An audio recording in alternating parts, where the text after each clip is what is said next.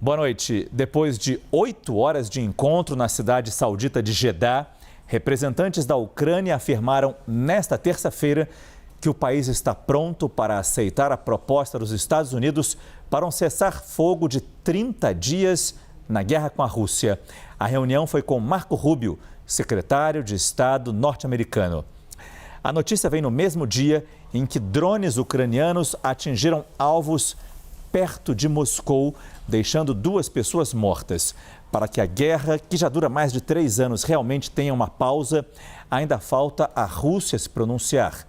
O conflito vem sendo devastador pelo número de mortos, pela destruição e pela perda de território da Ucrânia. Essa possibilidade de cessar fogo surge dias depois daquela duríssima discussão que assistimos ao vivo entre os presidentes Donald Trump e Volodymyr Zelensky na Casa Branca. É exatamente para Washington que a gente vai, ao vivo, conversar com a nossa correspondente Mariana Jangiacomo.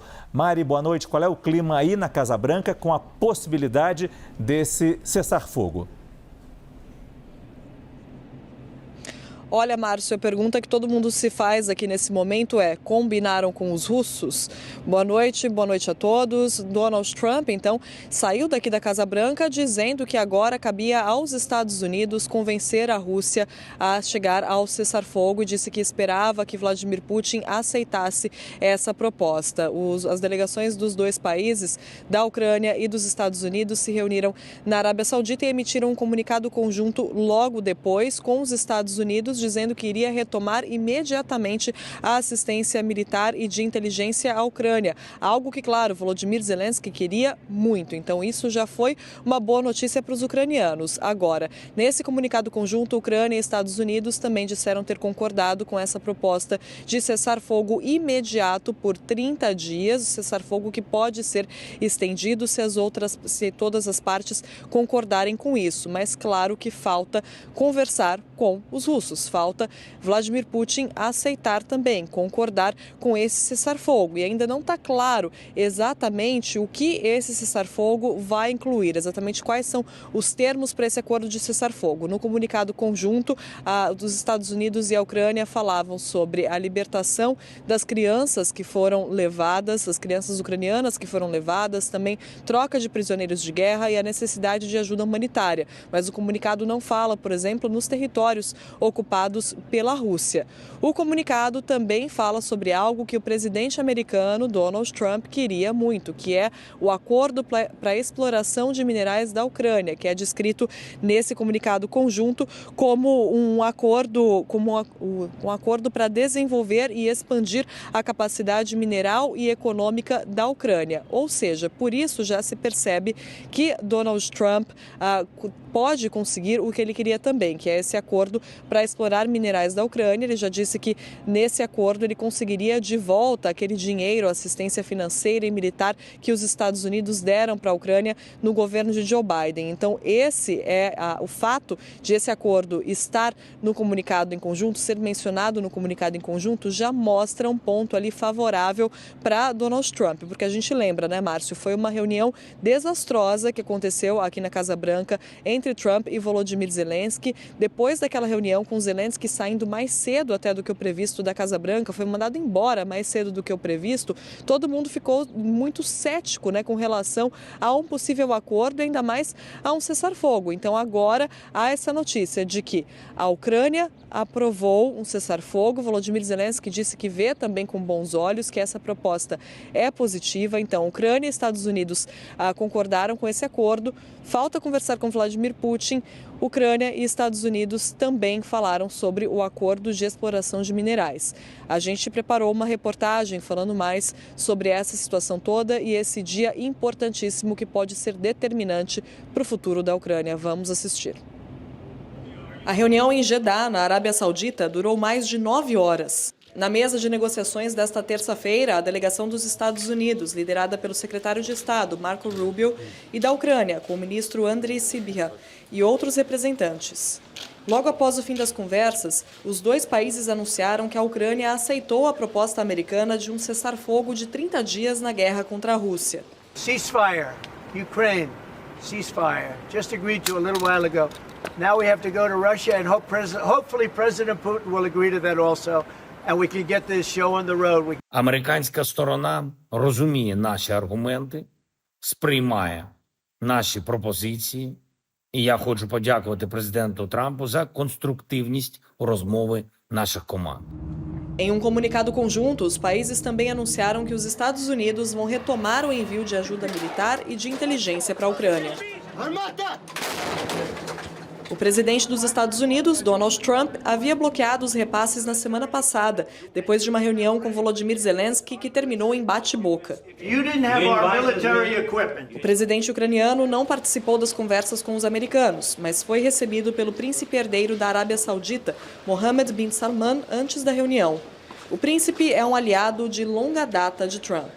Apesar dos avanços nas negociações desta terça, os combates continuam no campo de batalha.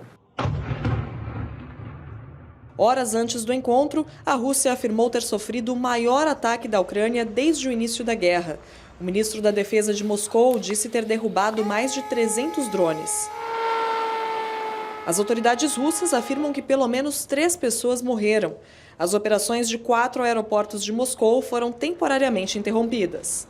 As forças ucranianas alegam ter atingido uma refinaria e uma instalação de exportação de petróleo russo para o restante da Europa. Enquanto isso, a Ucrânia acusa a Rússia de ter atingido um depósito de combustível e causado um enorme incêndio na cidade de Odessa, no sul do território ucraniano. Pelo menos 2 pessoas foram feridas. Segundo os serviços de emergência, o ataque com drones e um míssil balístico também danificou uma casa e uma fábrica de brinquedos infantis. Vários pontos a serem analisados nesse tema, por isso já estamos aqui no nosso estúdio com o analista internacional Lorival Santana. Lorival, boa noite. Começando pela expectativa da Rússia, quais são as chances de Vladimir Putin aceitar esse cessar-fogo? Bem, o Putin tem espaço aí para colocar as exigências dele, porque elas não foram endereçadas nesse acordo, nem atendendo, nem rejeitando. Então, em primeiro lugar, a questão da capacidade da Ucrânia de manter um exército. O Putin quer a desmilitarização da Ucrânia, né? Em segundo lugar, a anexação das 4 províncias ou regiões que o Putin anexou, mas não ocupa totalmente, né? Então, essa questão territorial, como a Mariana trouxe, não foi endereçada também. Em terceiro lugar, a legitimidade do Volodymyr Zelensky, né? O Putin tem o objetivo de colocar um presidente amigável, né? De realizar eleições sob campanha e influência da Rússia. E aí, esse acordo, então, ele é um acordo, é um esboço apenas com o lado ucraniano, que tem ganhos importantes para a Ucrânia, né? Essa questão das crianças que foram sequestradas pelos russos e que foi o motivo do mandado de prisão contra o Putin pela Corte Internacional Criminal. Agora, e também a manutenção da assistência humanitária, a manutenção da ajuda militar e da inteligência das informações. Tudo isso é bastante importante. A Ucrânia fez uma concessão, ela não queria um cessar-fogo terrestre, apenas marítimo e aéreo. Por quê? Porque o cessar-fogo marítimo e aéreo favorece a Ucrânia. A Rússia, por sua vez, não queria esse cessar-fogo, porque a capacidade de reagrupamento e a necessidade de reagrupamento nessas duas instâncias é maior por parte da Ucrânia do que da Rússia. E o contrário em relação ao terrestre, né? O Putin está, neste momento, avançando contra o Kursk, a região que é russa, e ele não gostaria de parar agora, né? Ele considera que, aliás, o contrário, ele gostaria de parar agora, se reagrupar e retomar. Então, houve concessões nesse sentido, mas quando a Rússia for ouvida, as coisas mudarão bastante. Agora, você acha que mesmo a Ucrânia tendo aceitado esse acordo com Trump, depois daquela pressão que nós vimos ao vivo na Casa Branca, depois das ameaças feitas de suspender o auxílio de inteligência, suspender o envio de armas, a Ucrânia não parecia muito por onde escapar, a não se aceitar um acordo com os Estados Unidos, não perderia completamente o apoio que vem sustentando o país nesses últimos 3 anos. Mas, mesmo assim, É uma vitória para Trump nisso? Como é que ele vai se exibir e expor isso caso saia realmente um acordo de cessar-fogo? Bem, pela primeira vez, os Estados Unidos vão agora pressionar a Rússia, né? E a gente vai ver qual vai ser a reação russa. Porque pode acontecer também que que eles cheguem a um acordo, né? A Rússia impõe as suas condições, a Ucrânia aceite e a Rússia simplesmente não cumpra, como ela fez no cessar-fogo de 2008 com a Geórgia e nos cessar-fogos de 2014 e 2015 com a própria Ucrânia. Então, esse é o problema. É por isso que o Zelensky insiste na possibilidade de forças militares darem sustentação e monitorarem o cumprimento do cessar-fogo. Porque há muitas formas de violar um cessar-fogo.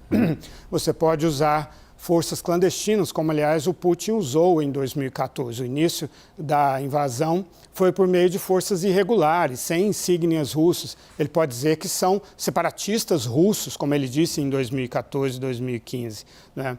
A guerra ela não tem um caráter só bélico no sentido de armamentos e munição. Existe a guerra cibernética também, né? A guerra de informação. Enfim, as formas irregulares de guerra. Então, nada disso foi endereçado hoje, né? Mas é um primeiro passo, quer dizer, alguma coisa aconteceu hoje, de fato. Não podemos menosprezar o que foi alcançado.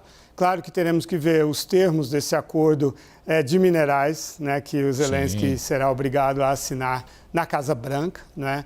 E agora o Zelensky não tem muito espaço político para dizer não. Então, a coisa entrou em marcha do ponto de vista da Ucrânia e vai ser difícil retroceder. É ver quando teremos essa resposta russa ou esse acerto final desse cessar-fogo, que a princípio duraria apenas 30 dias. Lorival Santana volta ainda nessa edição do CNN Prime Time. Por enquanto, obrigado, Lorival.